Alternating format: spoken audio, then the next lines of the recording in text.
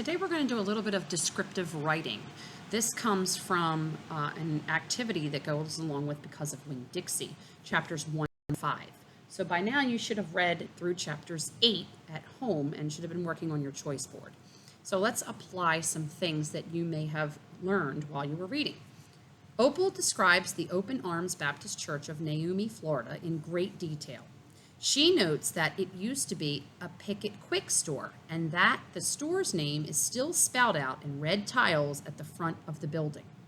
She also describes that instead of traditional church pews, people bring their own folding chairs to sit on during the sermon.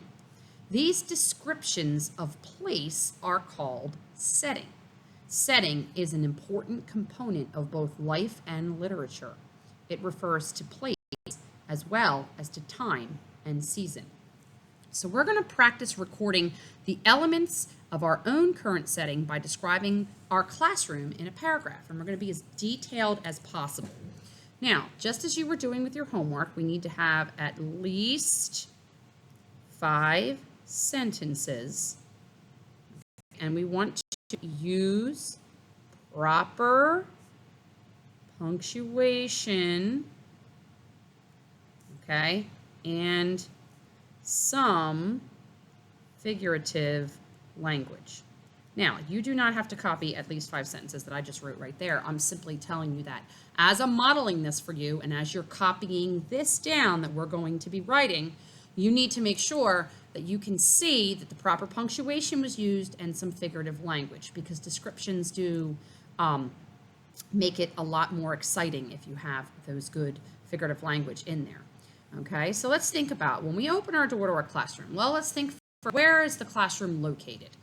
Okay, so my classroom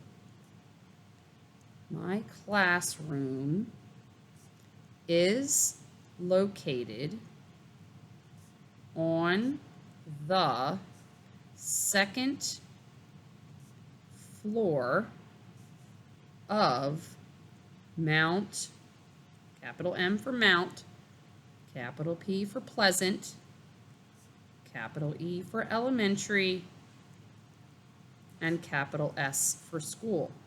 My classroom is located on the 2nd floor of Mount Pleasant Elementary School. Okay, what else can we say? Now, once we actually get upstairs and we come into the classroom, what are some things that you noticed? Okay, so you could say, come in the room. When you enter the room, what do you see? You see bulletin boards, right? I see bulletin boards. I see the eyes papers. I see the money trees. I see a science board. I see the door with math vocabulary. So when you enter the room, you see bulletin boards,